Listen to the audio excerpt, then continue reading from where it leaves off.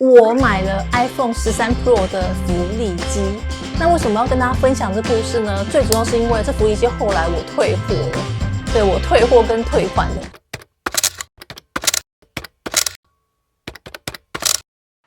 Hello， 我是薛零六，今天跟你们闲聊。那我今天要闲聊什么呢？我买了 iPhone 13 Pro 的福利机。对，没有听错，是福利机。那为什么要跟大家分享这故事呢？最主要是因为这福利机后来我退货了，对，我退货跟退款了。那影片开始之前，我必须要说一下，福利机没有不好哦，只是刚好我买到的是瑕疵品。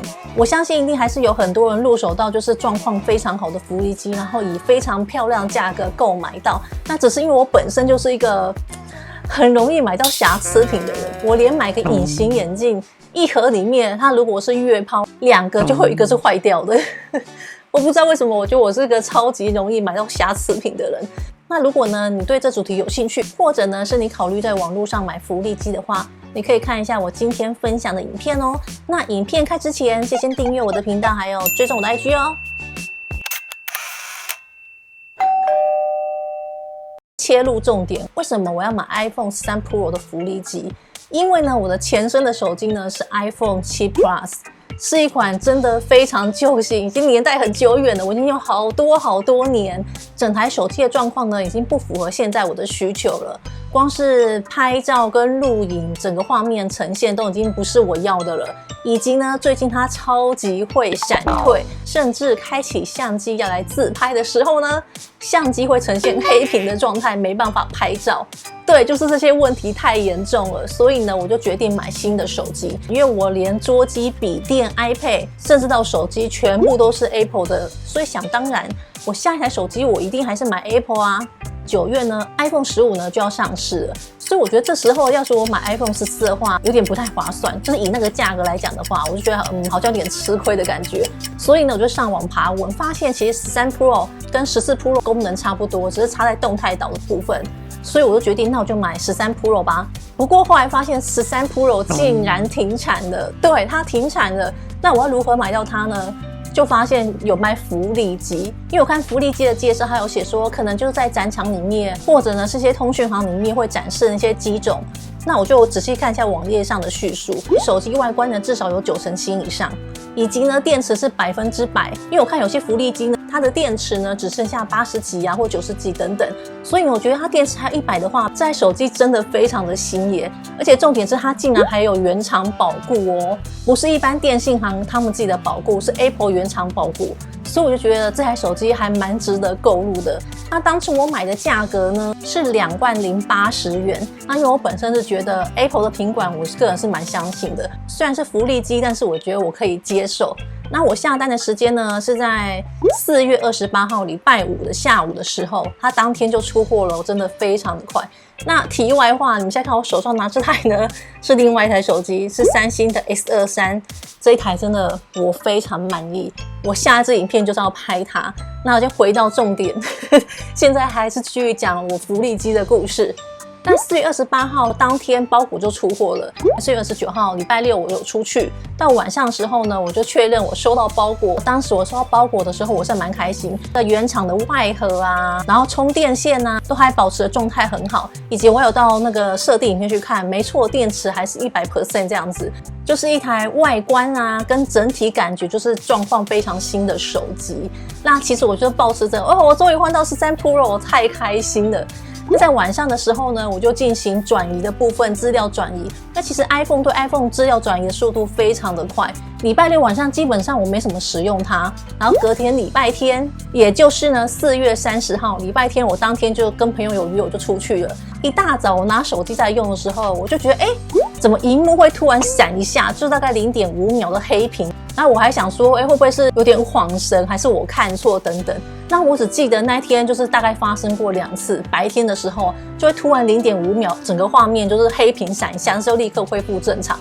然后白天我使用手机的时候还是非常正常哦，都完全没问题。要拍照啊、录影啊、接电话啊、打字啊，就是非常的顺。然后整个使用感觉也超级好，我就觉得真的买对了。但是呢，到晚上的时候真的不夸张，晚上的时候我也忘记大概几点了，应该就大概6点到8点之间吧，晚上的时候，我的手机就突然整个黑屏了。对，没听错，是整个黑屏的。但是它黑屏的状态很奇怪哦，就是如果有简讯过来的话，简讯声会响，然后我原本有设定的闹钟呢，闹钟也会响，都可以听得到声音。可是手机整个状态它是黑的，就是它整个萤幕是没有反应的，不管怎么点它都没有反应。甚至呢，我还有试过重开机，它无法强制重开机。我甚至还有插到电脑去啊，想让它恢复原厂啊，什么都完全没办法。基本上呢，就是4月30号的晚上，从我发现黑屏的时候，一直处理到大概11点多的时候，它还是一样，就没有办法。就是没有办法回到原本的状态，萤幕怎样都不会亮，然后我要重开机也怎样都无法重开机，我就想完蛋了，我真的是机王我竟然拿到瑕疵品，而且才用了1天就出现瑕疵，然后我还想说明天一大早立刻去 Apple 看能不能去修理，但是后来我想想不对啊，我花了2万6去买一台手机，用不到1天它发现问题了，我要拿去修，我应该要退货吧？就突然就是觉得说不行，我应该要退货跟退款。这个手机它的这个状态我完全没有办法接受。那我退件跟退款的时间呢，也是4月30号，就是晚上的时候，有点担心说会不会没有办法退件，没办法退我钱等等。然后呢，到5月2号的时候，一大早呢，我就收到货运公司打电话给我，他们来收包裹。5月2号退包裹，然后5月3号的早上呢，我就有查看订单的现在退货进度等等。它在商品状态确认这里呢，下面就写了退回商品异常。退回商品异常是什么意思？难道里面有东西我忘记放进去了吗？还是不能退等等？然后呢，我就有点小担心一下。5月3号的晚上呢，我就收到来电，大概呢就是讲他们确定会退款给我，所以那时候我才安心说好险能退件跟退款，不然我真的觉得我那2万6就这样飞走了。千万不要说，那你当初为什么不要买 iPhone 14？真的不要留言说这个，我就单纯是想跟大家分享我第一次买福利机的整个心路历程这样子。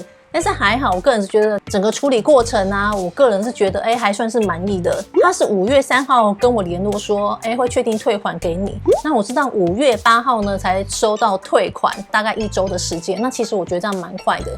那我个人呢是觉得蛮可惜的，我跟 iPhone 13 Pro 的缘分就只有那么短的1天。所以呢，如果你们要在网络上买福利机的时候，记得收到包裹的时候呢，包裹的箱子都不要丢掉，包括里面附的盒子啊，里面它有附件一些纸啊、发票啊等等，你全部都要先留着。当时拿到的状态是怎样，那个包裹你就要完整的先保存下来。如果你要推荐退货的商品，包裹里面就是有缺少东西的话，他们是不会给你退的哦。那时候我连装手机外面的塑胶套我都没有丢。那这就是我买 iPhone 13 Pro 福利机的一个故事。那也因为这样子呢，在我考虑之下，我最后决定我要跳槽了。我买了3星的 S23 这台手机。那关于这手机的故事呢，我觉得可以分下一支影片再讲。你有买过福利机或在网络上买手机的经验，然后你想跟大家分享的话，都可以在下面留言哦。那这影片就到这里，如果喜欢把影片分享出去，订阅频道，开启小铃铛，我们下支影片见喽，拜拜。